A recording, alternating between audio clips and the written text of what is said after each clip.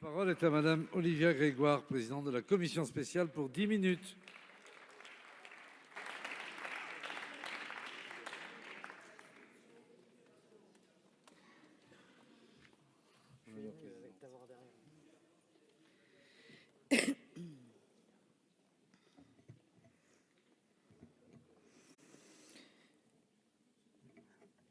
Monsieur le Président, Madame la Ministre, Monsieur le Ministre, Mesdames et Messieurs les rapporteurs, mes chers collègues, c'est évidemment avec un mélange d'émotion et de réelle fierté que je m'adresse à vous aujourd'hui. Je ne vous le cacherai pas, c'est un jour que nombre d'entre nous attendons.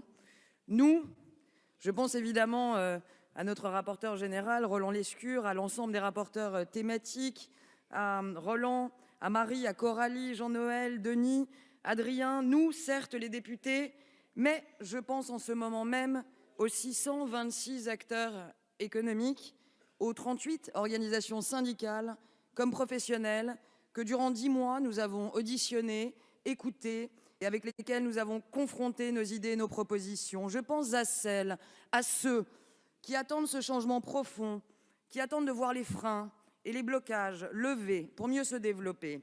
Je pense à celles et à ceux qui nous ont dit lors de nos nombreuses réunions, créer sa boîte, franchement, c'est un parcours du combattant. Les seuils, c'est vraiment un frein à la croissance de mon entreprise. Je stresse à l'idée de dépasser avec un autre prochain salarié. Les outils d'intéressement, bien sûr que c'est intéressant, mais comment les mettre en place dans une petite structure? Ou encore, et ces mots m'ont touché, je les cite aujourd'hui, je pense aux associations, à Second Souffle, à 60 000 rebonds, aux entrepreneurs qui ont connu des difficultés, qui m'expliquaient sur le terrain. Vous savez, quand on a des difficultés, on est stigmatisé, on se plante, on ne sait pas vers qui se tourner, on est perdu, on est un peu comme un sous-citoyen. C'est avec ces mots qu'aujourd'hui je me présente à vous. C'est pour parler d'un projet de loi qui a été fait par eux, avec eux et principalement, totalement pour eux. C'est un projet de loi véritablement co-construit. Un projet de loi qui repose sur un constat, la fragilité de notre tissu entrepreneurial malgré nos forces inhérentes, sur une philosophie, le pragmatisme, sur une méthode, le dialogue, sur un objectif, la transformation en profondeur de notre économie, sur une cohérence gouvernementale profonde, compléter le projet de loi de finances de 2018 qui allège la fiscalité du capital, compléter aussi la réforme du marché du travail de Mme Pénicaud, l'instauration de la confiance et la simplification des relations entre les administrations et les entreprises, chères à Gérald Darmanin. Le texte que nous nous apprêtons à étudier s'attache à toutes les étapes de la vie de l'entreprise, toutes les étapes de la vie des entreprises, parce que oui, les entreprises sont tout sauf des organismes statiques. Une entreprise, c'est un organisme vivant, comme le rappelle joliment un de nos concitoyens, Frédéric Laloux, auteur de Reinventing Organization, vers une communauté de travail inspirée. Une entreprise, c'est un organisme toujours en mouvement, dont les acteurs, les salariés, les créateurs d'entreprises, les patrons, mais aussi les syndicats, les partenaires, interagissent ensemble, évoluent au sein d'un même environnement qui les impacte et cherche à donner du sens, une raison d'être à leur action. Alors commençons par le commencement. Quand un jeune papa ou une jeune maman se rend à la mairie, il n'y a qu'un seul registre pour déclarer son enfant et il est gratuit. L'entrepreneur, lui, a le choix entre 7 registres différents. Résultat, 800 000 entreprises sont immatriculées sur au moins 2 registres et doivent débourser en moyenne 200 € dans le cadre de la publication des annonces légales. Puis l'entreprise, comme nous, grandit.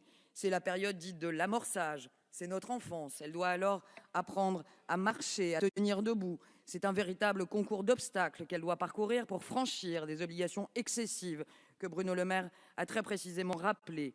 Oui, sans remettre en question les droits des salariés, les entreprises doivent avoir la flexibilité, l'agilité de s'adapter à leur cycle économique. Le financement relève trop souvent du parcours du combattant, que ce soit auprès des banques ou des épargnants. La France souffre d'un capitalisme sans capital, dans lequel nos PME n'ont tout simplement pas assez de fonds propres. N'oublions pas, évidemment, ensuite, cet âge parfois ingrat, parfois difficile, dont certains me rappellent qu'il n'est pas forcément passé, donc cet âge parfois difficile qu'est l'adolescence. qui n'a alors pas connu son cortège. Continuez, chers Qui collègues. n'a pas connu son cortège alors de questionnements existentiels, son besoin d'objectifs, son besoin de raison d'être. Comme nous, une entreprise a besoin pour grandir de répondre à ces questions, à ces défis multidimensionnels, sociétaux comme environnementaux. Une entreprise a besoin de parité, de transparence, de partage. Arrêtons d'opposer capital et travail, compétitivité et responsabilité sociale. J'avais cité Henry Ford en commission. Je vais le répéter, les deux choses les plus importantes ne se voient pas au bilan d'une entreprise. Il s'agit de sa réputation et de ses hommes. Nous avons aujourd'hui avec le pacte une autre ambition, c'est d'y ajouter sa raison d'être. L'adolescence passée, l'amorçage réalisé, l'entreprise s'est développée, la voici presque adulte et elle doit alors consolider son développement et, si ce n'est assurer son bonheur, du moins s'assurer d'un bon développement. Il faut pouvoir continuer à se développer, à se financer, peut-être à se marier, très juste, à innover, à accéder à de nouveaux marchés domestiques comme internationaux, créer les conditions d'un développement plus libre, plus international et plus innovant. C'est au cœur du projet de loi Pacte. Nous connaissons tous des échecs, on se souvient tous de Churchill. Si vous traversez l'enfer, continuez d'avancer. Alors, juste nos TPE et nos PME également le connaissent parfois cet enfer. Loin d'être perçu comme un défaut ou une tare, il faut pouvoir aider les entreprises à faire face, à rebondir. Je remercie très directement les ministres pour leur attention sur ce sujet qu'est le rebond. La suppression de l'indicateur 0,50 de la Banque de France qui marquait au fer rouge les entrepreneurs ayant connu 2 faillites en 5 ans, ou bien l'harmonisation et la réduction à 2 ans de la durée d'inscription sur le CABIS des mentions en sauvegarde ou en redressement. Ce sont ces freins qui bloquent aujourd'hui le redressement et le retournement de nos entreprises. Et nous proposerons d'ailleurs, comme l'a dit Denis Sommer, des amendements permettant aussi une meilleure prévention, une meilleure détection des signaux faibles de la défaillance.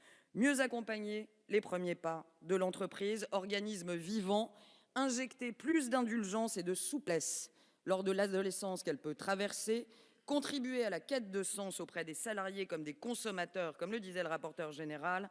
Une fois arrivé à l'âge adulte, le pacte est une loi ambitieuse, cohérente, pragmatique, qui à chaque étape de la vie de l'entreprise apporte des réponses au réel. Ce projet de loi mérite tout notre temps et toute notre attention. Nous en avons d'ailleurs déjà débattu pendant plus de 50 heures. Je vous remercie tous pour la qualité des débats que nous avons eus.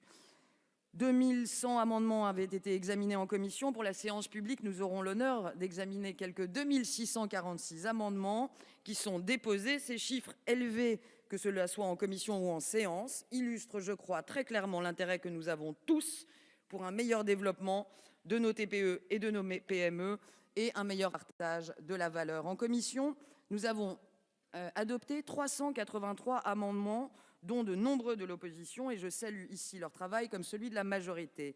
Ce travail en commun a permis d'enrichir le texte avec, par exemple, une plus grande flexibilité du plan épargne-retraite pour qu'il puisse être investi dans le financement participatif grâce au travail du groupe PS, le renforcement du cadre juridique relatif aux comptes inactifs, travail du groupe UDI, l'élargissement du financement participatif ou la facturage inversé, proposé par le MoDem, l'amélioration de la diffusion des informations de la commission de surveillance de la Caisse des dépôts et consignations par le groupe GDR, la publicité de l'avis de la commission ad hoc sur l'indemnité que percevra ADP au titre du transfert de la propriété de ses biens portés par le groupe LR. Mesdames, Messieurs les députés, vous voyez, Mesdames, Messieurs les députés, vous le savez comme moi, notre responsabilité sur ce texte est grande.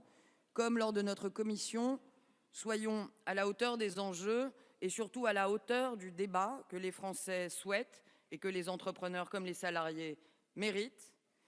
Sur nos TPE, sur nos PME, sur la levée des freins techniques comme psychologiques qui les entravent et plus largement sur notre modèle économique, sur la place respective des entrepreneurs et des salariés, sur la raison d'être d'une entreprise au XXIe siècle.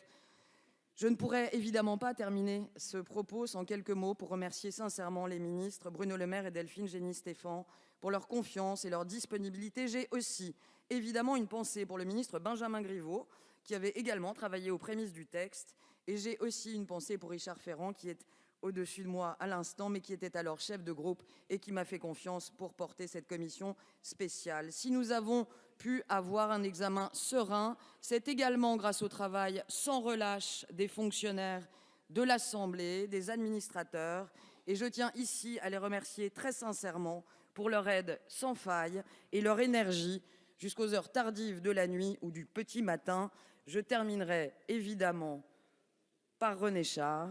Ce qui vient au monde pour ne rien troubler ne mérite ni égard, ni patience. Mes chers collègues, suivons René Char et soyons ambitieux. Je vous remercie.